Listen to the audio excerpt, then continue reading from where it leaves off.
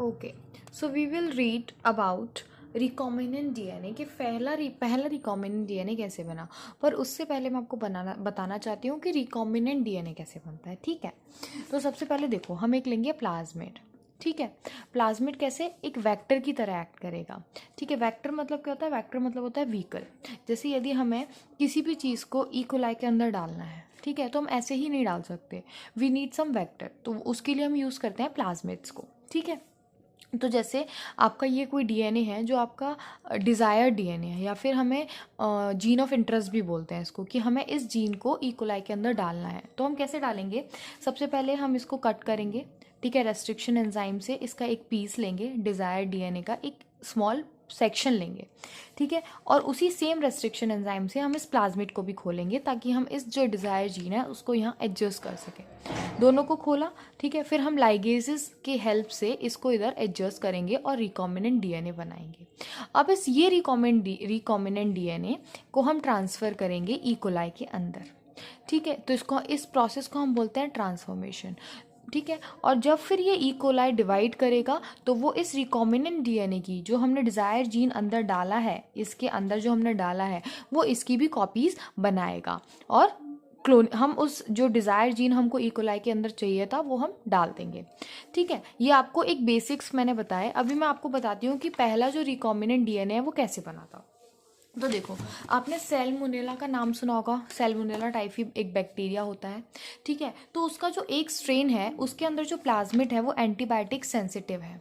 ठीक है, मतलब यदि हम वो एंटीबायोटिक से मर जाता है। ठीक है, और एक जो स्ट्रेन है वो एंटीबायोटिक रेजिस्टेंट है। तो हमने दोनों के प्लाज्मिड्स निकाले, एक का जो था वो एंटीबायोटिक सेंसिटिव था और एक का जो था वो एंटीबायोटिक रेजिस्टेंट था।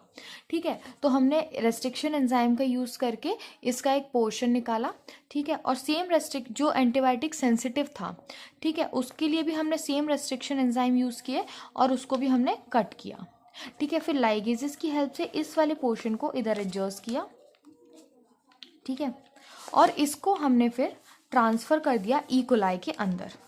ठीक है, इकोलाई के अंदर। अब जब ये इकोलाई डिवाइड करेगा तो जो हमने यहाँ पे जो एंटीबायोटिक रेजिस्टेंट जीन जो इंट्रोड्यूस किया है थ्रू रिकॉम्बिनेंट डीएनए, वो भी डिवाइड करेगा, और जो आपका इकोलाई है जिसको एंटीबायोटिक रेजिस्टेंट का आर भी नहीं पता था, वो भी एंटीबायोटिक रेजिस्टेंट हो गया। ठीक है, ओके, अभी हम पढ़ते हैं बुक में क्या लिखा है। Let us now focus on the first instant of construction of an artificial recombinant DNA molecule. The construction of first recombinant DNA emerged from the possibility of linking a gene encoding antibiotic resistant with a native plasmid. Plasmid की definition दी गई है, देख लो, autonomously replicating circular extra chromosomal DNA. ठीक है, तो देखो, एक double standard DNA तो प्रेजेंट हो गई, उसके अलावा एक सर्कुलर डीएनए जो कि जो क्रोमोसोमल डीएनए है उसके अलावा प्रेजेंट होगा, उसको हम बोलते हैं प्लाज्मिड। किसने किया था वो देख लो, कोहेन और बोयर ने किया था। कब किया था, 1972 में किया था। फिर जो मैंने आपको पूरा प्रोसीजर बताया वही लिखा हुआ है इधर भी। ठीक है, उसके बाद बोला था कि जब when this DNA is transfer into the Escherichia coli, मतलब E coli, a bacterium closely related to salmonella, it could replicate using the new host DNA polymerase enzyme and make multiple copies. फिर जो हमने antibiotic resistant gene introduce किया E coli में, वो अपने multiple copies बनाएगा। The ability of multiple copies antibiotic resistant gene in E coli, और वो जो उसके पास जो एबिलिटी है अपनी मल्टीपल कॉपीज बनाने के लिए, उसी को हम बोलते हैं क्लोनिंग। ठीक है, उसके बाद देखो 3 स्टेप हो गए कोई भी रिकॉम्बिनेंट डीएनए इंट्रोड्यूस करने के लिए। सबसे पहले तो आइडेंटिफाई करो कि आपको कौन सा डिज़ायरेबल जीन कौन सा है जो आपको चाहिए उस होस्ट के अंदर। फिर उसको इंट्रोड्यूस करो, फिर ऐसी कंडीशंस मेंटेन करो, उसको ट्रांसफ़र करो ताकि वो मल्टीप्लाई भी कर पाए। क्या पता आपने जो आपका डिज़ायरेबल जीन है वो इंट्रोड्यूस कर दिया और वो अंदर जाके मल्टीप्लाई ही नहीं कर रहा, फिर भी कोई मतलब नहीं है उस चीज़ का, है ना। आई होप समझ आ गया होगा।